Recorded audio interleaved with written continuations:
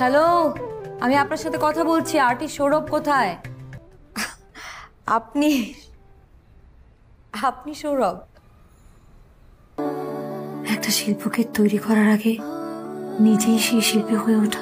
আলোচনা সমালোচনার মধ্যে রাফাত মজুমদার রিঙ্কু পরিচালিত রূপান্তর নাটকটি অনলাইন থেকে সরিয়ে ফেলছে প্রযোজনা প্রতিষ্ঠান 51 মিডিয়া। সোশ্যাল মিডিয়াতে তোপের মুখে পড়েছেন ফারহান আহমেদ জোহান।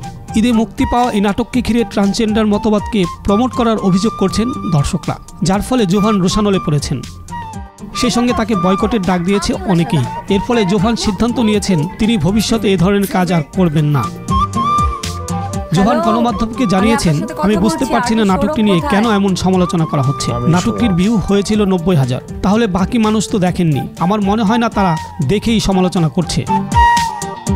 বিষয়টি নিয়ে আমি ঘোরের মধ্যে আছি, বুঝতে পারছি না কি হচ্ছে। তবে নেটিজনদের এমন সমালোচনার মুখে জোহান সিদ্ধান্ত নিয়েছেন দর্শক পছন্দ করেন না এমন কোনো চরিত্রে অভিনয় করবেন না তিনি।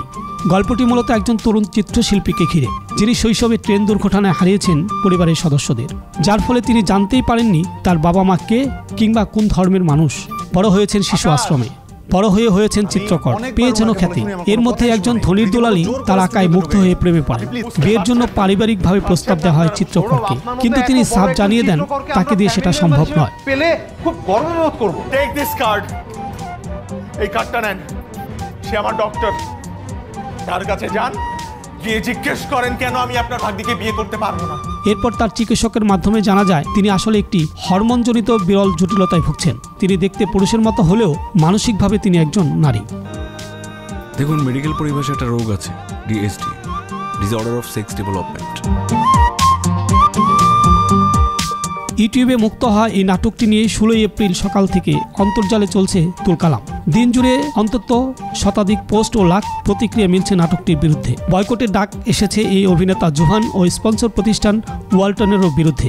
সামাজিক মাধ্যমে বলা হচ্ছে ট্রান্সজেন্ডার ইস্যু নিয়ে নাটকটি বানানো হয়েছে। আরেকটি পক্ষ বলছে ট্রান্সজেন্ডার ইস্যুকে কেন্দ্র করে না জেনেই পরিচালক মন গড়া কথা বলছেন। অন্য একটি পক্ষ দাবি করছে ট্রান্সজেন্ডার কনসেপ্টকে প্রচারণা করা হচ্ছে। ফরিদুল ইসলাম অপু, আনন্দ টিভি।